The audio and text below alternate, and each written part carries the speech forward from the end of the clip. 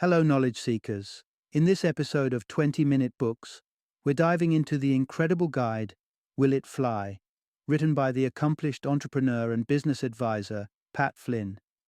This comprehensive work is a toolkit designed to put your business ideas to the ultimate test, ensuring that they possess the solidity to take off towards success.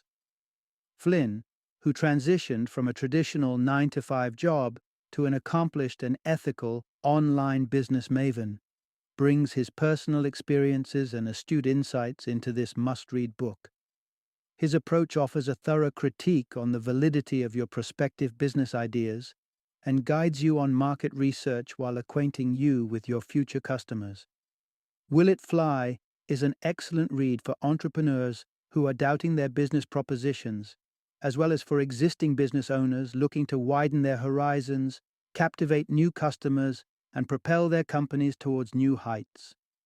Let's journey together through this book, validating your business ideas and plotting the perfect flight path to your success. Tune in to this episode and find out if your idea will indeed fly.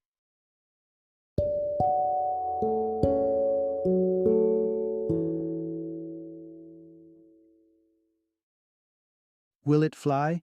How to test your next business idea so you don't waste your time and money. Introduction. What can this chapter offer you? Prepare your entrepreneurial ideas for liftoff.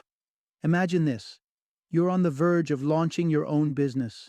You're fueled by an innovative idea, a seedling concept you yearn to cultivate into a flourishing enterprise. But more than the thrill of creation, you desire success. You aspire for your brainchild to take on wings, to defy the bonds of earthly constraints, and ascend toward the brilliant stars above. However, before any idea can accelerate, before it can soar beyond mere dreams and take flight in reality, it first requires a successful launch. And that's precisely what this chapter is about. From synchronizing your embryonic business vision with your personal ambitions, to establishing a financially feasible blueprint, this chapter ensures your groundbreaking idea is well equipped for the journey ahead. In this chapter, we'll delve into identifying your unique strengths, understanding why, unless you're a food truck owner, setting up a food truck website may not be the best idea, and mastering the art of speaking your customer's language. Part 1. Building a successful venture means crafting a business in harmony with your lifestyle aspirations. What takes priority for an aspiring entrepreneur keen on embarking on their business journey? Is it securing a healthy capital fund, or perhaps designing sophisticated business cards? Surprisingly, the preliminary step dives a lot deeper. It requires the entrepreneur to scrutinize how their proposed venture will complement and enrich their intended lifestyle. Before sculpting an idea into a thriving business, it's vital to affirm that it resonates with your beliefs and objectives. After all, your resources, time, vitality, money, are being invested in this project, and the more it mirrors your personal aspirations and principles, the greater fulfillment you will derive. For instance, if you're innately sociable, ensure that your business's ethos and work environment reflects this trait, allowing you to cultivate this characteristic further. But how can you guarantee that the decisions you make about your future enterprise will lead to contentment? A fascinating method is to embark on an interview with your future self. Self-reflection is a powerful tool to identify which type of business is a perfect fit for you, and the process is straightforward. Take a sheet of paper and partition it into 4 segments. Now, pinpoint the 4 most crucial aspects of your life. Your categories could encompass family, career, well-being, and finance. Subsequently, allocate each of these categories to a separate quadrant on the paper. With that done, picture yourself 5 years into the future and pen down every detail that arises in your mind. For instance, under the finance category, you might write, "In 5 years I envision my mortgage to be fully settled, investments in real estate made, a consistent income from rentals, and my children's college funds ready to go." If, during this introspection, You begin to doubt that your business idea may not be lucrative enough to realize this scenario. Seize this moment to refine it. This preemptive action will save you from a potentially disillusioning revelation 5 years down the line. While this conversation with the future might incite an eagerness to delve into your business, there's a few more personal aspects to acknowledge before affirming that your idea is an ideal match for you. Part 2. Prosperous entrepreneurs unearth their strong points by revisiting the past. Is there a particular skill you excel in? If that's the case, it's imperative to harness that capability to your benefit. Your unique attributes and proficiencies carve out your competitive advantage, providing you a specialized foothold. In essence, an unfair advantage. An unfair advantage functions like your secret superpower, setting you apart from the competition. Hence, it should form a core component of any innovative idea. In fact, the simple awareness that you're particularly adept at a certain skill can spur your motivation. Let's imagine you've been a yoga instructor for the past 15 years, and you've recently contemplated launching your own online yoga school.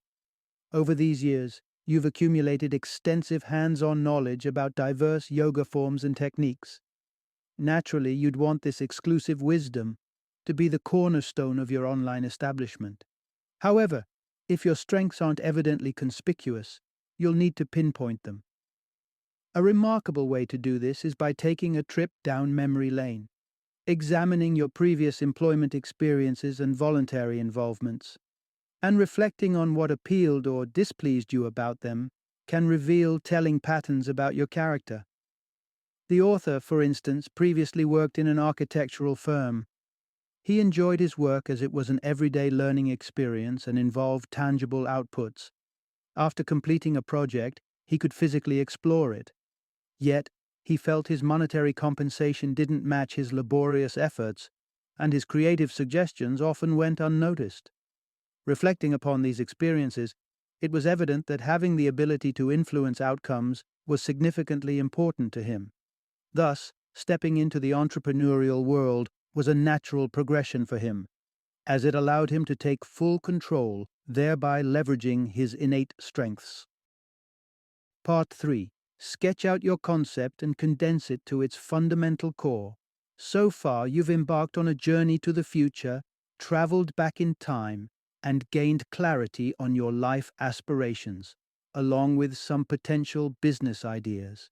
Now, it's time to concentrate on fleshing out your business concept. First, it would be beneficial to express your thoughts associated with your idea through a mind map, a potent visual tool for arranging your ideas coherently. This map could be formulated either on paper or electronically. If you're more inclined towards pen and paper, sticky notes are an excellent choice as they can be easily repositioned and color-coded.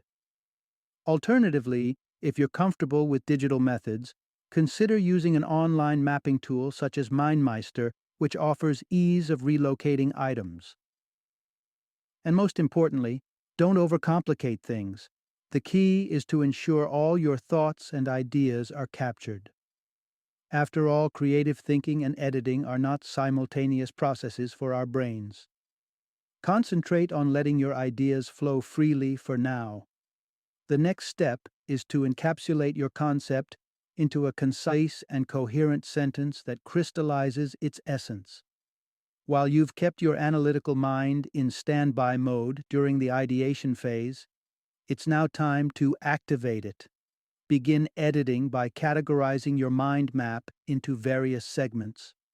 Following this, draft around 400 to 500 words encompassing all these categories. This activity will gear you into the rhythm of writing, and from this primary draft, you can whittle down to a brief paragraph of 3 to 5 sentences. Ensure to restrict it to this length and aim for simplicity, to ensure potential customers or investors can easily comprehend it. Finally, refine your idea into a singular sentence and don't hesitate to iterate it until you nail down the perfect version. For instance, a grocery retailer could delineate his website as offering a vast variety of organic, raw vegan foods, complemented with superior customer service and assistance. The site also features a recipe blog brimming with concise, engaging instructional videos on cooking with the products available on the site. Part 4. Communicate your concept, invite feedback, and delve into your market. At this point, your idea has been condensed into a format that's ready to be shared. But before your business sets sail, it's critical to examine how it will be received in the real world. The quality of your idea can be significantly enhanced by sharing it with others and learning from their feedback. In fact, even informal discussions during work or family gatherings can yield valuable feedback, helping to fine-tune your concept. However, it's equally important to engage in dialogues with potential customers. For example, the author contemplated creating a website catered towards aspiring food truck owners and began reaching out to individuals already running such businesses. Upon contacting them, he was often asked if he himself owned a food truck, to which he would respond in the negative. This experience compelled him to introspect his idea, questioning why someone would heed his advice if he didn't have first-hand experience in the field. Eventually, this led to a significant revamp of his initial idea, pivoting him towards assuming the role of a community curator for food truck owners. The next phase involves understanding how your intended market currently functions and figuring out how to introduce a fresh perspective to it. An effective way to do this is through a market map. Creating a market map simply requires a spreadsheet divided into pages labeled as places, people, and products. For instance, if your concept is an online yoga school, your market map would begin with places such as physical yoga studios and existing online platforms. Next, make a list of individuals affiliated with these various platforms who you intend to connect with. These one-on-one interactions can spark meaningful relationships that may pave the way for potential collaborations. You might even wish to feature instructors from a particular platform on your online platform, and having established connections could facilitate this process. Lastly, the product sheet should highlight the specific offerings you plan to provide. In this case, diverse yoga styles. Part 5. Uncover your audience's challenges and their language. While research can provide a wealth of information about your prospective market, it's equally essential to understand how to tend to your clients' needs. After all, they will be the driving force behind your product's success. To ensure this, it's helpful to craft a functional customer profile, also referred to as a customer plan.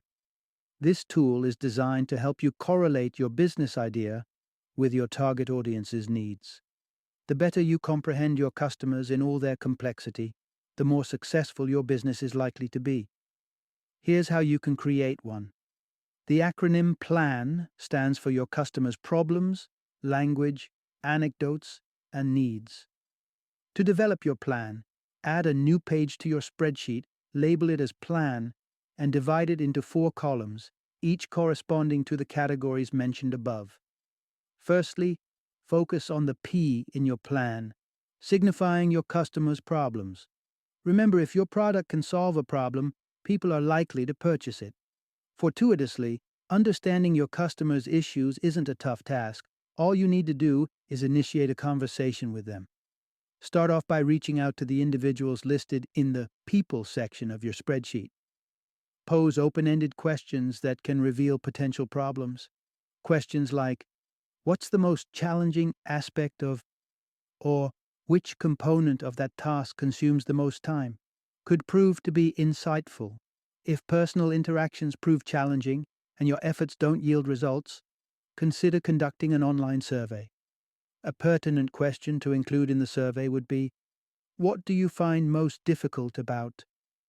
Having identified your customers' issues, it's time to decode their language. Understanding the way your customers communicate is akin to possessing the keys to reach out to your target audience. One effective strategy is to scrutinize your customers' frustrations using the lens of language. Make a note of specific terminologies they employ to articulate their struggles, goals, and ambitions.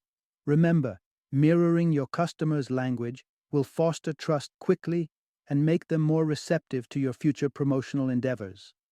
With half your plan crafted, you're ready to explore the remaining 2 aspects. Part 6. Deepen your understanding by gathering customer narratives and recognizing their needs. With a grasp on your audience's pain points and the language they use, it's time to delve into the stories that connect you to real-life experiences. Here's your guide. Anecdotes, those small, engaging, or amusing stories, can offer insightful windows into the lives of your customers. Encouraging your customers to share these mini stories can offer valuable insights, allowing you to align your idea with their lived experiences.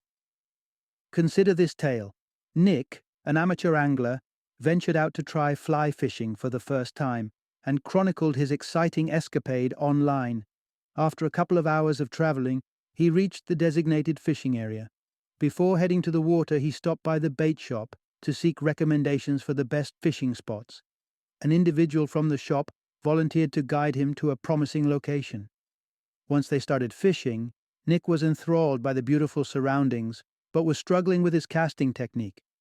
Observing Nick's struggle, a seasoned fly fisher offered some advice, which helped Nick improve dramatically.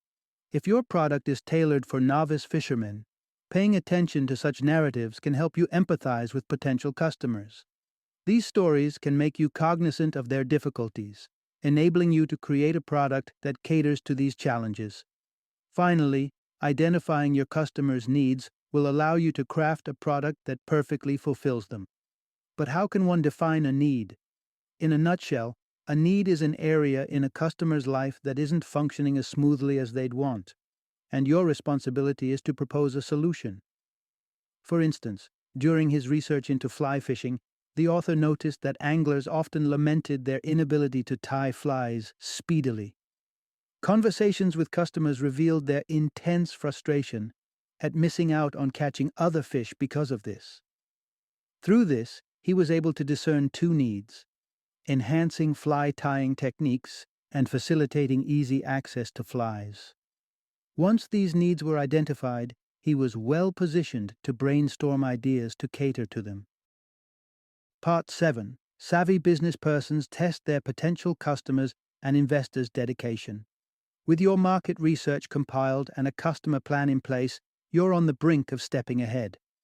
Yet, before you propel forward, it's crucial to substantiate your idea, particularly on financial grounds. Kickstart this process by gauging the level of commitment your product or service evokes among potential investors and customers. Various approaches can help with this. Firstly, consider leveraging advertising platforms such as Google AdWords, Facebook or Twitter, or any other sites frequented by your target audience. These sites generate real-time statistics, including the number of times your ads are clicked, which can offer an impression of the initial interest in your concept. Another strategy to validate your idea involves penning guest blog posts on an open forum or group that resonates with your idea. This approach works wonders because when you offer engaging content without demanding anything in return, you enhance the platform's value and attract people's attention. Gradually, you can start showcasing your product or service on one of these platforms and gauge people's interest in investing. The final validation technique is called hyper-targeting. This process helps ascertain the percentage of the market that might be intrigued by your solution. In essence, it entails asking your audience to affirm their interest or need for your product or service. So, if you have been an active contributor to an online forum or group, simply ask a question like, "Who would be interested in?" Alternatively, if you have a website, consider encouraging viewers to click on a link or subscribe to a newsletter. This can offer a clue about the number of people who could be keen on your idea. Moreover, you can implement this strategy via public speaking. In such scenarios, you can straightforwardly ask people to indicate, perhaps by raising their hands, whether your product could solve a problem they're grappling with. Part 8. The final confirmation comes from interacting with potential customers and requesting them to invest. Assessing the devotion that people harbor towards your idea is crucial. However, it's not uncommon for individuals to show initial interest in an idea, but refrain from purchasing the product later. Thus, a final round of validation is indispensable. Initiate this by engaging with your potential customers and familiarizing them with your solution to ensure their willingness to purchase your product in the future. Ideally, aim for one-on-one interactions, which could be in person, via phone calls, through private messages, or even emails. Regardless of your chosen communication medium, start by expressing an interest in your customer. Gradually steer the conversation towards the product you're hopeful they'll buy into. Share personal details and use anecdotes to elucidate why you wish to serve them. However, remember to maintain honesty and clearly state that you're seeking their feedback.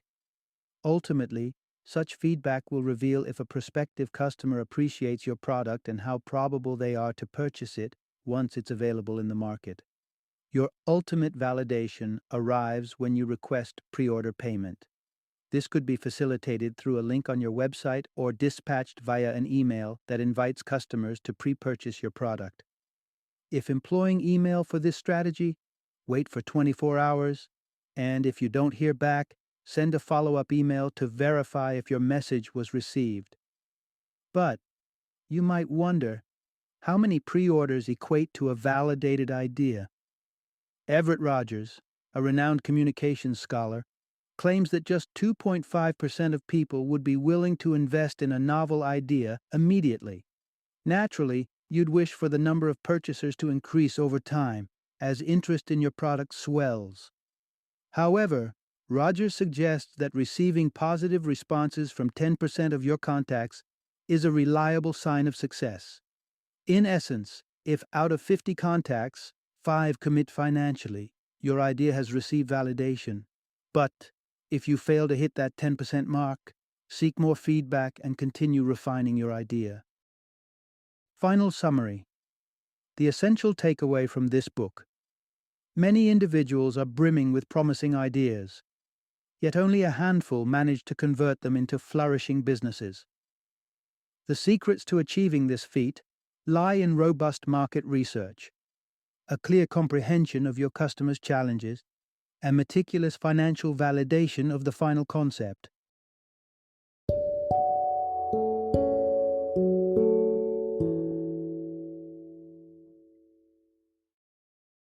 Thank you for joining me today on this journey of learning and discovery as we explored the insights of another thought-provoking book in our growing library of knowledge. If you've enjoyed our time together, please take a moment to follow our podcast, give us a 5-star rating, and share 20-minute books with other knowledge seekers. Your support truly means a lot. Don't forget to join me again in the next episode, where we will delve into another enriching book. Until then, happy reading and happy listening.